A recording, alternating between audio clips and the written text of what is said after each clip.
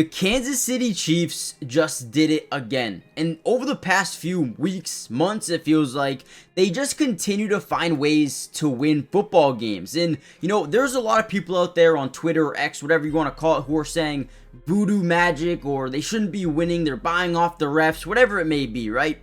Now listen, at the end of the day, I don't think the Chiefs are perfect. I think they have a lot of work that needs to be done to both their offense and their defense as well.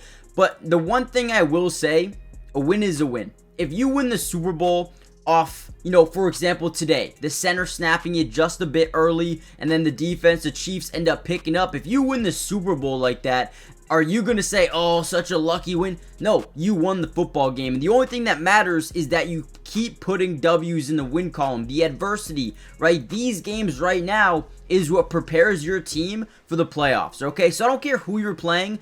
This is the NFL. Professionals are in the NFL, and quite frankly, anyone can win any single given game, right? Now again, with that being said, the Chiefs are not great. They have work to do. Now, in this play specifically, a big one, 3rd and goal, trying to get a stop at the goal line. You're up 3-0, early second quarter. We're going to get a 5-man scat protection by the offensive line. So basically what that means is you have a slide side, you have a man side, and usually when you go up against Kansas City Chiefs is you're going to slide to Chris Jones' side. So Chris Jones is right here. Usually from the center on, they'd slide in that direction and then have man-to-man to the left side. Well, that's exactly what the Raiders do on this specific play, but the center doesn't, make it a priority to get over to Chris Jones, leaving one-on-ones pretty much everywhere, and you do not want to do that. If you ever leave Chris Jones in a one-on-one, you're going to lose it. Ends up forcing Aiden O'Connell outside the pocket. And then look at Chris Jones, man. This dude is an absolute unit, chasing down a quarterback. He's got a rare combination of size, power, strength, but also the quickness as well to redirect, get back into this play, and get a sack on 3rd and goal as the team's trying to take a lead in Kansas City,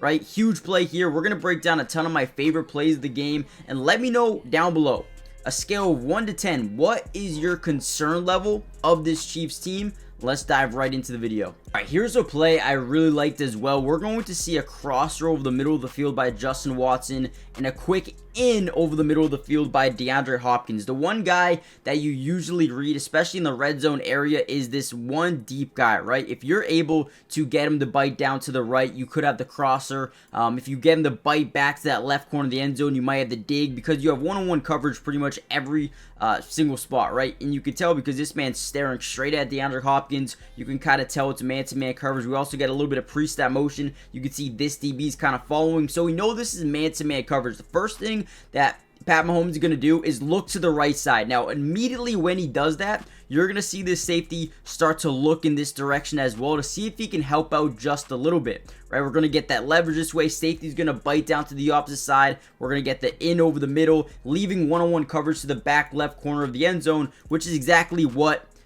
Pat Mahomes wanted here. Drops back. He's going to look over the middle field. He's going to let this thing fly. Beautiful job right where his wide receiver could grab it. I mean, man, that was a perfect throw. Nice little touch pass. Made it easy for him while getting hit off the blind side as well. Man, you can't make up what Pat Mahomes is doing. This dude is an absolute beast, man. Absolute beast. What a throw. What a catch. What a touchdown. And again, I know this was not the perfect game in the world. It really wasn't. But the NFL, man, it's tough to win in the NFL. It's tough to win every single game. And what the Chiefs are doing is kind of unbelievable right now. And again, I know a lot of people are going to be in the comments saying, oh, they should have lost, 2 or 3 missed kicks. You had the bad snap at the end would have set them up for a long field goal. Who knows if they would have made it anyway. But, guys, at the very end of the day, a win is a win. I don't care how it happens. If it happens, it happens. And the Chiefs, man, if they win the Super Bowl like this, who's going to say anything? Nobody. You can't say anything. To be honest with you. All right, let's get to the next one. All right.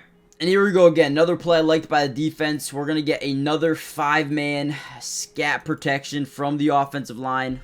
Like we said before, you get a slide side, you get a man side. But for whatever reason, we decide to slide the offensive line to this left side. Now, most likely what happened here was Aiden O'Connell, or the center, noticed a little bit of a potential blitz area with maybe this DB crashing that way, so they wanted to slide in this direction. Now, the problem with that, guys, is you're leaving Chrison Jones on an island with a young rookie right tackle. I believe that's DJ Glaze out there. You can correct me if I'm wrong. But whenever you leave this guy on an island, good luck, right? Not only that, but two, we have a running back over here. So you'd probably think, okay, he'll probably chip and then get out on a quick flat or a wheel or a Texas route, whatever it may be, an in-out. No, he just goes up the middle and gets out on a route, leaving Chris Jones on a one-on-one. What are we doing versus a rookie? Guys, you cannot disrespect this man. You cannot.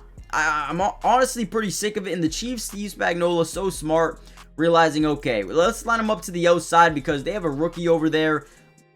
If they dare give us a one-on-one over there, yeah, thanks.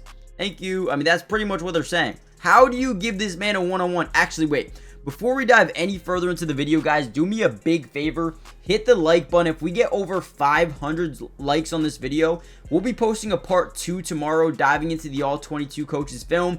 So let me know if you guys want to see that. But more importantly, make sure you guys subscribe to the channel if you're new. It's free. It doesn't cost anything to subscribe. And we will be covering the Chiefs throughout the entirety of the season, which means offensive, defensive, individual player breakdown for almost every single game this season. Join the family, turn on post notifications, and with that being said, let's kind of dive right back into the video. Alright, you know what's funny about this game is not every single one, but most of their sacks came on third down when they needed to get a stop. They got it, right? And that's why they were able to win this game, because no one wants to sit here and talk about how many, attempted field goals, right, they stopped the Raiders for. So I thought the defense did a really good job. A lot of missed opportunities for the Raiders, but at the end of the day, if you're the Chiefs fan or if you're a Chiefs player, coach, whatever, you can't control a missed kick by the Raiders or a bad play call by the Raiders. And here we go, 5-man scat protection once again. Now they're going to send that slide side to Chris Jones, finally doing something smart. But since you have a guy like Chris Jones, you're able to create one-on-ones everywhere. So since he's going to get a double, you're going to get a one-on-one to the top side, the man side, and then a one-on-one to the slide side on the outside. And then again, whenever you get those one-on-ones, it just gives you a good shot to get some pressure on the quarterback here. So the scheme here on the top side, because we know they're going to come in, is we're going to send this lineman outside and then bring this guy back around in, and then George Karlaftis is going to have one-on-one to the outside versus Colton Miller, who's actually a really good tackle, by the way. But look at Karlaftis, man. He's just going to work right through, get a sack on the quarterback, force a long field goal, and I believe they missed this one. I believe they missed this field goal, so this was a massive play in the game for the Chiefs defense. I mean, Carlson left one short, shanked another one. And these third down stops really, really demoralized the Raiders. I mean, again, if they hit or if they don't get sacked in this play, you're talking about a potential 2019 win for the Raiders, potentially, obviously, right? But again, big third down stops here for the Chiefs. I think that's 3 sacks on third downs already. All right. I wanted to watch this play a little bit because, they've been doing this so much lately. Where they just have these block and releases off the edge with Travis Kelce and then the running back as well. Now, the reason they do this is to back up these second and third level defenders as much as possible before they get out on their route. So we're just going to see a chip on Max Crosby and then like a shallow cross. Then we're just going to get a little swing route here by the running back. And again, why do we do that? So we can create these DBs and these second level defenders to back up as much as possible. So he chips, he's going to get out on the shallow cross, and we're going to dump it down, right? Now, knowing we have this dump down in this zone defense here, where we got one guy coming up, we're just going to make him overcommit, lateral it back, and then get a big chunk of yards, right? Maybe 8 to 10 extra yards on that play just from the lateral alone. I mean, they are so smart offensively. Everything they do is calculated, and you just got to give them credit, man, because find a way to win, man. Find a way to win. This is 3rd and 10 too, so looks like he would have been stopped a couple of yards short. Probably would have kicked the field goal, went up 6-3, but instead, I believe they go down and actually get a touchdown on this one. So, telling you, man, this Chiefs team, they find ways to win, and that's the most important thing. If you can just win a game, you'll advance to the next round of the playoffs. You'll get another win in the win column. You'll win a Super Bowl. The only thing that matters is winning. So for the people who are saying that they're lucky or they're getting away with some voodoo or whatever it may be, man, I need to stop hearing the complaints, because if it was your team, it's only the haters that are saying it. But if you were a Ravens fan or a Browns fan or a Vikings fan and your team won like this, I guarantee you wouldn't be saying it, because a win is a win at the end of the day. I guess that's just how I think about it. So let me know what you guys think about it. Hit the like button, subscribe, join the family. Now, listen, ending this video, I will say the Chiefs have some work to do. They need to be better. Both offensively and defensively. I know they're missing Rashee Rice. I know Isaiah Pacheco, his first game back. Obviously, Hollywood Brown, haven't had him. Gotta find a way to be more consistent. And the Raiders are a tough team. I know they're 2-9. Okay, that record doesn't speak everything, man. It doesn't. This is the NFL. Teams are gonna fight, especially when you're the Chiefs. Everyone's gonna give it their all. All right, end the video here. If you want a part 2, hit the like button, join the family, and I'll see you guys in tomorrow's update. Peace.